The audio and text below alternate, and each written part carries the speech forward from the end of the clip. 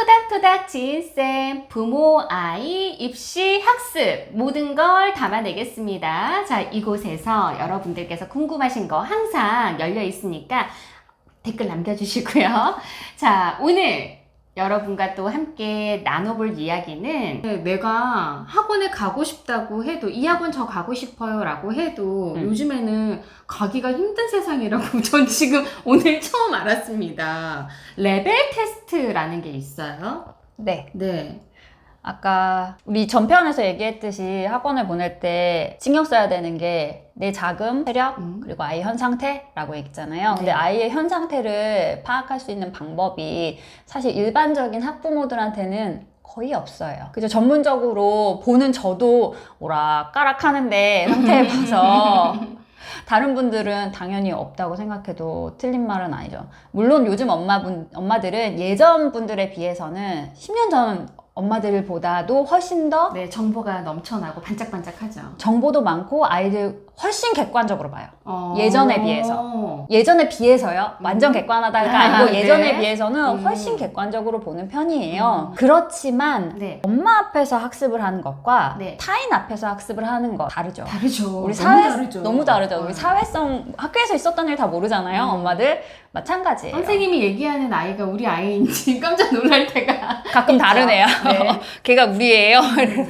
그런 것처럼 객관화해서 이 아이가 공부를 얼마큼 할 수 있는지에 대해서 평가를 받아보고 싶다면 유명 학원에 가셔서 보는 게 가장 빠르긴 해요. 그게 빠른 방법인 건 맞아요. 옳다 그르다를 떠나서 네. 왜냐하면 전국 단위로 있는 학원들일수록 데이터가 엄청 많으니까. 많잖아요. 그래서 네. 우리 아이가 수준이 어느 정도인지 수학, 영어 거의 다 나와 있어요. 네. 영어는 그나마 뭐 AR 지수나 뭐 여러 가지 그 리딩을 기준으로 따졌을 때 여러 가지 이 정도 읽을 수 있다 아니다 뭐 이런 거를 대충 이렇게 견눈질로 볼 수는 있는데 수학은 좀 난감하니까 올림피아드나 뭐 이런 전국 단위에서 시험을 신청하고 봅니다. 요즘은 그런 레벨 테스트도 무료가 아니죠. 네, 돈 내고 본다면서요. 네, 돈 내고 봅니다. 왜냐하면 그 평가지 보면은 그들의 데이터를 가지고 하는 거기 때문에 비용 받을 만해요. 전혀 모르겠으면 한번 보면 돼요. 단, 잘 나오길 바라지 말고 그냥 파악하는 수준으로. 객관화 수준으로. 인터넷으로 예약 가능합니다. 아니, 그때 학교에서 시험 보잖아요, 우리가. 그게 맹점이 있는 게 네. 어느 동네는 산촌에 있는 어느 동네에서 1등한 거랑 다 맞은 거랑 여기 단위랑 차이가 나잖아요. 분명히 차이가 나잖아요. 우리 문화도 뭐 예를 들어 영화관이라고 칩시다. 영화관 많은 동네랑 영화관 하나인 동네랑 거기 걸리는 영화 개수의 차이가 다르듯이 다르죠. 그 아이가 못하고 잘하고 떠나서 어떤 문제를 주었을 때 어떻게 반응하는지 혹은 이걸 지금 현재 풀어내는 건 어느 정도인지 학년에 맞춰서 진도에 맞춰서 할 수 있는 건 큰학원 가서 보는 게 맞죠. 근데 큰학원 가기 싫다 그러면 인터넷에 비슷한 시험지들이 있기는 있어요. 구하려면 구할 수 있어요. 단 그걸 해석할 수 있는 수준이어야 된다는 거예요. 엄마가 시험을 봤는데 애가 맞다 틀리다가 그 이후에, 아니라 과정이 틀렸는지 혹은 이게 무엇을 물어본 건지 해석할 수 있는 능력이 있는 엄마는 가능하다는 거예요. 근데 해석이 안 돼. 그냥 보고 싶어. 대략적인 건 볼 수 있어요. 그러면 70점, 80점. 얘는 뭐가 안 돼. 뭐가 안 돼. 근데 점수만으로 파악은 다 할 수 없어요. 네. 왜냐면 우리나라 다르구나. 문제는 글쓰기라고 생각해 봅시다. 글쓰기는 만점이 있을까요? 없잖아요. 네. 쓰다가 말았지만 거기까지 쓴 건 잘했을 수도 있고 아니면 다 썼는데 글이 이상할 수도 있고 표현이 틀린 걸 수도 있고 여러 가지가 있는데 우리나라는 답을 써서 딱 그 번호까지 찍어야 되잖아요. 딱 1번 써야 되는데 답을 가는 과정이 여러 가지를 다 못할 수도 있죠. 안 해본 아이일수록 뒷장에 뒷면에 시험지가 있었는지도 모르는 저희 집에도 있어요.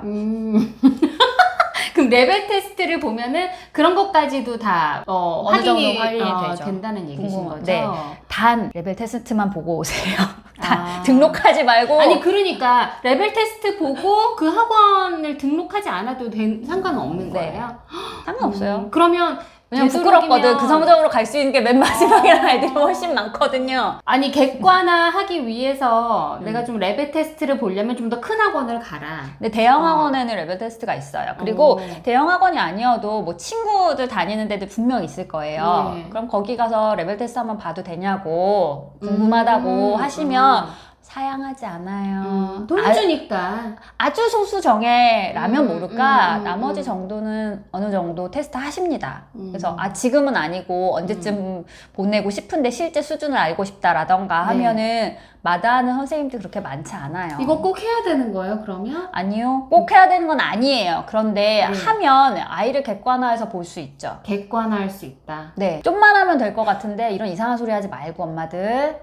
그런 거 없어요. 좀만 아니야. 됐다 많이 해야 돼, 여러분. 희망을 좀 주세요, 선생님. 희망 없어요. 그러니까 여기서 말하는 네. 제가 요새 수능 상담을 계속 하고 있거든요. 네. 근데 지금 요즘 입시를 보면은 우리 때는 정원이 몇십 명에서 몇 100단위까지 가던 두 자릿수, 세 자릿수가 요즘 한 자릿수, 두 자릿수에 뽑는 인원 단위가 게임이 안 돼요. 우리 애들이 있으면 더 줄어들겠죠, 당연히. 그 줄어드는 인원 사이를 뚫고 들어가야 되는데 쉽다고요? 아니요. 절대평가가 아닌 이상 당연히 힘들죠. 절대평가 바뀔 가능성? 우리나라에선 나라가 다시 태어나도 없을 거고요. 그러면 네, 줄 세우기 가야 되는데 상대평가에서 내가 얘보다 한 점만 더 맞으면 다 갈 수 있는 거잖아요.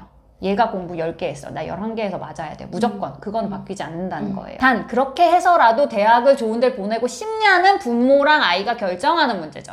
그래서 물어본 거예요. 이 아이가 학원을 가고 싶어 하냐고. 그걸 필요하다고 느끼는지. 그것조차 없으면 강제로 보내고 숙제도 해야 되고 다 누구 거예요? 네, 엄마 거. 엄마가 나머지 다 해야 돼. 애가 안 왔어요. 왔는데 편의점 내려가서 뭐 사 먹어요. 쉬는 시간 줬더니 편의점 가서 안 올라와요, 선생님. 전화 오고. 그거 감당하실래요? 아, 그것도 속상해 못 다녀요. 창피해서 어디다 말도 못하고. 그럼 나머지 공부라도 시켜드릴까요, 어머님? 처음에 한다고 하다가 그것도 짜증내. 하고 싶어 하는 의지가 있던가 아니면 목표가 있던가 뭔가 있어야지만 그조차 견뎌낼 텐데 그것도 아니면 풀리지 말라고. 너무 그걸로 스트레스를 주지 않는 게 낫다. 차라리 공부라는 것 자체에 대해서 겁내지 않으면 그 스트레스 받거나 뭔가 불편한 감정이 없으면 차라리 나중에 혼자라도 할 때 그냥 하면 되지라고. 내가 뭔가 필요성을 느꼈다. 그때 하면 되는 거예요. 근데 그조차 뺏지 말라고요. 왜냐하면 12년 학교 다니면서 충분히 구박 받았잖아? 그잖아요. 학교 의무교육 12년이잖아요. 지금 고등학교도 거의 다 다니니까. 그럼 12년 동안 공부 잘하는 애들을 위해서 돌아가는 학교 뻔히 봤을 거고 공부 못하면 사람으로 취급안하는 그 동네에서 애가 견뎌준 것만으로도 감사해야 되는데 공부까지 잘하라고? 엄마가 해. 엄마가 한의대 가는 게 훨씬 빠르다는 김미경 강사 얘기 못 들었어요? 엄마들이 해. 애들 괴롭히지 말고. 저희가 혼내는 게 아니라요. 현실적인 거예요. 왜냐하면 인원이 너무 줄어들었어. 부모와 아이가 행복하길 바라는 마음으로 저희가 이렇게 말씀을 하시는 것 같습니다, 선생님께서.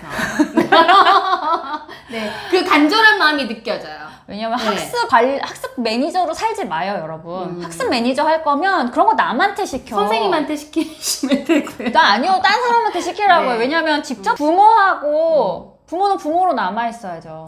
부모와 아이의 마음을 좀 조금이나마 저희가 좀 헤아려 드리고 싶어서 이 채널의 문을 연 것도 사실입니다.